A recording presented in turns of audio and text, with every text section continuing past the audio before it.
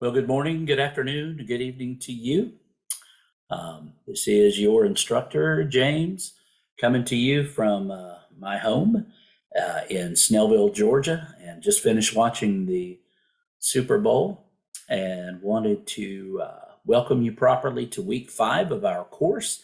Only 3 more weeks left in the course. Quite a bit of work to do between now and the end.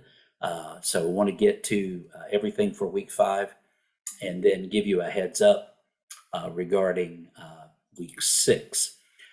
This week, we're going to be looking at the teachings of Jesus. We're going to be studying the major themes of Jesus' teaching. We'll examine some specific teachings highlighted in the Gospels, and then in the discussion, we'll discuss what those teachings say about Jesus' identity. Your reading for this week is to continue in Stein and be close to wrapping up Philip Yancey's book, The Jesus I Never Knew. Same order as every week. View the lecture, participate in the week 5 discussion forum. Be sure to have that initial post submitted by this coming Friday. And then, of course, response to a classmate by next Sunday, which is the 19th of February. Do want to also remind you to continue working on your parable recreations. Those are due actually 2 weeks from this Tuesday. This Tuesday, the date is, of course, Valentine's Day, but 2 weeks from that, February 28th, will be the day that you are to submit your parable recreations. I'll have more to say about that in next week's video for week 6, but just to kind of keep that in front of you as we come close to the end of this course. There is one other thing that I want to talk to you about. Next week, along with a discussion forum, you will be submitting to me your response to Philip Yancey's book, The Jesus I Never Knew. And so what I want to do now is just go over to that particular assignment and go over some things with you. It is due not this week, but next week. You're always welcome to turn it in early, but it is due by Sunday, February 26th, before your head hits the pillow. So as we take a look at this particular assignment, I'm going to pull up that PDF of instructions for journal entries and responses, and we'll take a look at it. All right. So the Yancey paper, you're going to be writing a book review of the Yancey textbook.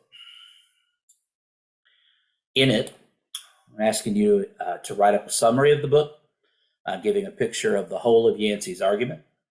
And this summary should prove that you've read the entire book and have understood it. And that makes up about 2/3 of the paper.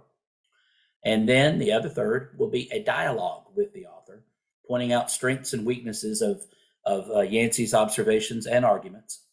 And what we're looking for here is this is demonstrating on your part an ability to sort through the material and ask good questions of what you're reading. And that'll be 1/3 of the paper.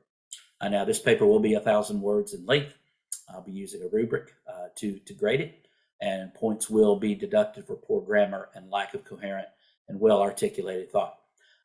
This has not been an issue in this class up to this point, and I really don't see it being an issue on any of the remaining papers, but I am going to just remind us that we are not to just take big chunks of Yancey's writing and put it in as quotes. I will share with you one of the first papers I wrote when I was a student here at Point University, when it was Atlanta Christian College in East Point, Georgia. One of the first papers I wrote for a theology course, one of the responses from my professor was that he wanted to hear more from me.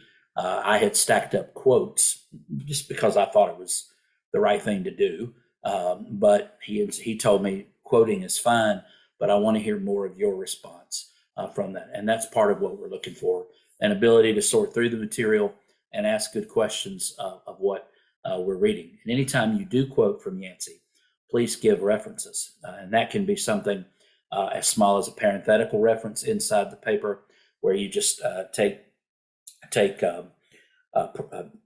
parentheses and open close parentheses, and inside that you can just put a page number, page, period, a little lowercase p, period, and then give me a page reference so that we're not just reproducing what Yancey has written. So I just want to encourage you. And again, it hasn't been a problem thus far in the course, and I don't foresee it being a problem here, but just by way of reminder. Okay. So, but that's not this week, that's next week, but I did want to keep that up front for you as well. There's a lot of writing. And of course, we've got our second journal essay, our second journal entry, number 2, coming up in week 7, but that's down the road a bit. So I want to encourage you. I want to say thank you for all of your good work. I will be getting on your the papers you wrote for this week. I've graded some of them, but I'll be getting on those over the course of the next few days and getting them back to you as soon as I can. But I want to encourage you, keep going. You're doing a wonderful job, and it is my honor and privilege to be on this journey with you. God bless you. If you need anything from me, don't hesitate to reach out via email, either here on Canvas or at my personal email box with Point, james.shelton@point.edu. God bless. Have a wonderful